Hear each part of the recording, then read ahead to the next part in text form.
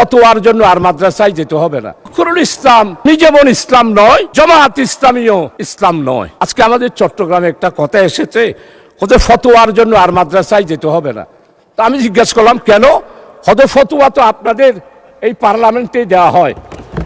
ফতোয়া কিরকম?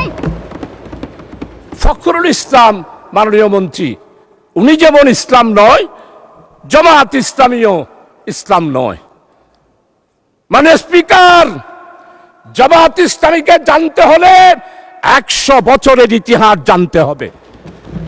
জামাত ইসলামী কি ইসলামী দল না অন্য কিছু, সেটার ফতোয়া দেওয়ার দরকার নাই। তাই আমাদের চট্টগ্রামে এখন বলতেছে হাল জবানার মুফতি তিনি, আর একটা বললাম না, আলিফ বাতা জানেন না। মানে স্পিকার, আমরা ফতোয়ার জন্য আর হাটহাজারে যাব না, ফতোয়ার জন্য পটিয়াও যাব না, ফতোয়ার জন্য লালবাগেও যাব না। আমাদের এই মহান পার্লামেন্টে জামাত ইসলামীকে ইসলামী দল নয় বলে যিনি বলেন, তার কাছ থেকেই আমরা ফতোয়া নেব।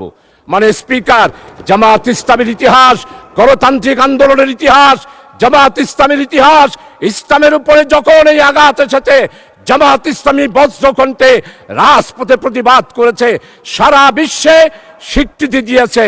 জামাত ইসলামী হলো ইসলাম রক্ষার জন্য একটি মাত্র বাংলাদেশে, অন্যান্য ইসলামী দলের মতো নয়। জামাত ইসলামী গণতান্ত্রিক, নিয়মতান্ত্রিক, মানুষের অধিকার প্রতিষ্ঠার জন্য, ওয়েলফেয়ার স্টেট কায়েম করার জন্যই জামাত ইসলামী। তাই নির্বাচনের আগে আমাদের বক্তব্য ছিল ন্যায়, ইনসাফ, বৈষম্যহীন, কল্যাণময় একটি রাষ্ট্র আমরা কায়েম করতে চাই। মাননীয় স্পিকার।